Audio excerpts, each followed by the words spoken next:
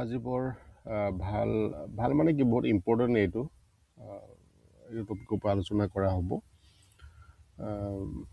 এইটো আমি প্ৰেক্টিকেল যিখিনি প্ৰব্লেম পাইছোঁ সেইখিনিৰ ওপৰত আলোচনা কৰিম। ধান মেলত তুঁহগুৰি সমস্যা সমাধানৰ ওপৰত আলোচনা কৰিম।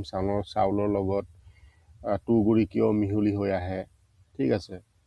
ৰাইচ মিলৰ তুঁহগুৰি সমস্যা সমাধান 100% ক্লিন ৰাইচ মিল কেনেকৈ পাব, চাউলৰ লগত তুঁহগুৰি কিয় ওলায়, তাৰপিছত ধান মিলৰ এডজাষ্টমেণ্ট ভুল হৈছে নেকি, তুঁহ বেছি ওলাইছে নেকি, ধান সেইখিনি আমি গোটেইখিনি আজি আলোচনা কৰিম। তুঁহগুৰি আৰু চাউল মিহলি হোৱাৰ কাৰণৰ সমাধান কি হ'ব সেইটো আলোচনা কৰিম। চাউল ডাৰ্টি ওলাইছে নেকি, ঠিক আছে, চাউল ক্লিন নহ'লে কি কৰিব, ঠিক আছে। এনেকৈ 50টা পইণ্টৰ পৰা আলোচনা কৰিম। প্ৰথম পইণ্টটো কৈছোঁ ধান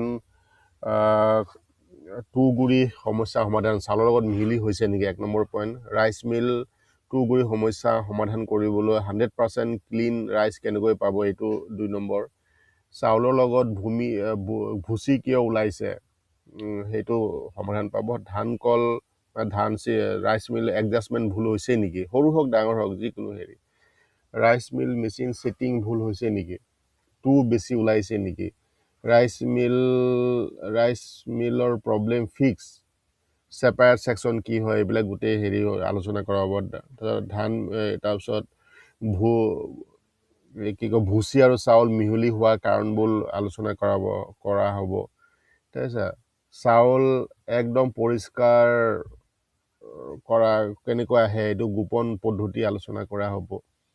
তাৰপাছত ছেটিং 5টা ভুল কি আছে এইটো আলোচনা কৰা হ'ব। চাউলৰ লগত তুঁহগুৰি কিয় মিহলি হ'লে কি কৰিব সেইটো সমাধান মানে আলোচনা কৰিম।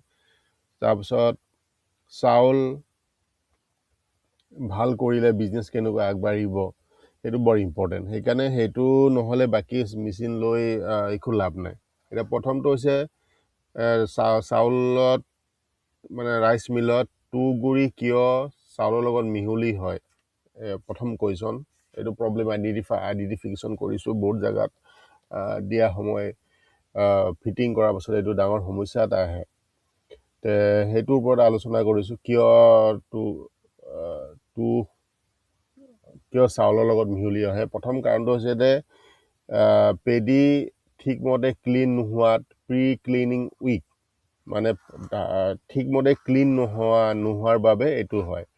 তাৰপিছত ছেপাৰেট ছিষ্টেম ঠিকমতে কাম নকৰিলে এইটো হয়। মেচিন এয়াৰ ফ্ল' এমবেলেঞ্চ হ'লে এইটো হয়। স্কিন ব্লক হ'লে এইটো হ'ব, ঠিক আছে। ৰং ফিট ৰেট, মানে বেছি ধান দিলে ছেপাৰেট ফেইলৰ হয়, মানে ৰং ফিট ৰেট, ঠিক আছে। বেছি ধান দিলে ছেপাৰেটভাৱে ফেইল হ'ব পাৰে। তাৰপিছত ৰাইচ মিলত ক্লিন আউটপুট নাহে কিয়, সেইটো আজি কৈ দি আছোঁ। ৰাবাৰ ৰুল প্ৰেছ ভুল কৰিলে, ৰাবাৰ যোনটো ৰুল আছে সেই ৰুলটো যদি প্ৰেছত ভুল কৰে তেতিয়াও ভালমতে ক্লিন হৈ মানে নাহিবও পাৰে। পলিচ স্পীড ইনকৰেক্ট, মানে পলিচটো যোনটো থাকে, এই যোনটো সৰু ৰঙা নিচিনা বস্তুটো থাকে সেইটো যদি স্পীডটো ভালমতে যদি আপুনি কাৰেক্ট কৰিব নোৱাৰে, এডজাষ্টমেণ্ট নকৰে, সেইটো কৰি যেতিয়া হেবিট হ'ব তেতিয়া আহিব আপোনাৰ পলিচ স্পীড এডজাষ্টমেণ্টটো, তেতিয়া লাহে লাহে আহি যাব, তেতিয়া মিলাব পাৰিব। তাৰপাছত তুঁহগুৰি এয়াৰ হেৰিটো উঠনি আলোচনা কৰিলোৱেই, ঠিক আছে। তাৰপিছত মেচিন এলাৰ্টমেণ্ট প্ৰব্লেম, যদি মেচিনটো এলাৰ্টমেণ্ট ভালমতে কৰিব নোৱাৰে, এডজাষ্টমেণ্ট ভালমতে কৰিব নোৱাৰে, তেতিয়াও এইটো প্ৰব্লেম আহে। সেইখিনি চাই ল'ব লাগিব। চাউল ডাৰ্টি ওলাইছে নেকি, এইটো মেইন প্ৰব্লেমটো কি হয় চাওক। অভাৰ মিলিং বা আণ্ডাৰ মিলিং, অভাৰ মিলিং হ'লেও এইটো প্ৰব্লেম হয়, বা আণ্ডাৰ মিলিং হ'লেও এইটো প্ৰব্লেম। ছেপাৰেট এংগল ৰং, ছেপাৰেটলি যদি এংগুলকেইটা মানে ৰংলি ছেট আপ কৰিছে তেতিয়া এইটো হ'ব। Worn out skin mesh, dust suction system weak, এইবিলাক বস্তু হ'লে হয়। আউটপুট কোৱালিটি কিয় কমে, মূল কাৰণ কি, মেচিন মেইনটেনেঞ্চ ইৰেগুলাৰিটি, যদি মেচিনটো মেইনটেনেঞ্চ ৰেগুলাৰলি নকৰে তেতিয়াও আউটপুটটো কোৱালিটি নাহিব পাৰে, মানে ভাল ধান তাৰ লগত তুঁহগুৰি আহিব পাৰে।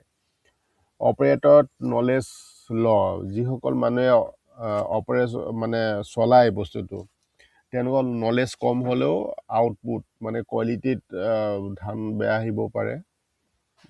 তাৰপাছত তুঁহগুৰি আহিব পাৰে। নলেজৰ ওপৰত বহুত ধুনীয়া হেৰি, আপুনি গোটেইখিনি বস্তু চেকলিষ্ট হিচাপে বনাই ল'ব।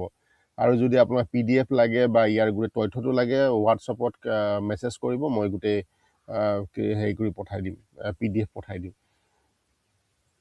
ক্লেবৰেশ্যন not done, overload operation, overload দি থাকিলেও এইটো সমাধান নহ'ব, এইবিলাক প্ৰব্লেম আহিব, ঠিক আছে।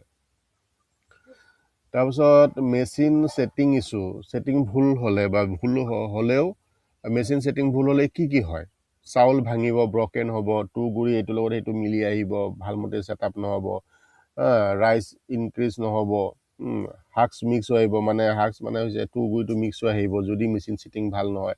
আউটপুট কোৱালিটি কমিব, মেচিন অভাৰ হেডিং হ'ব, এইখিনি বস্তু, ঠিক আছে।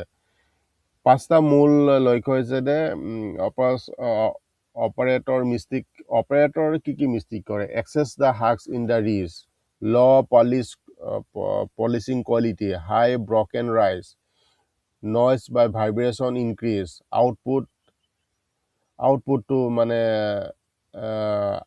আনইভেন হয়। মূল এই 5টাৰ কাৰণে অপাৰেটৰ মিষ্টেক এইখিনি বস্তু কৰে, যিসকলে চলায় এইখিনি বস্তু কৰে। এই পাঁচটা মানে হেৰি কাৰণেও এইটো, যেনেকৈ এক্সেছ হাছ ইন দ্য ৰিজ, যদি মানে যিজনে চলায় যদি মিষ্টেক কৰে কি হয়?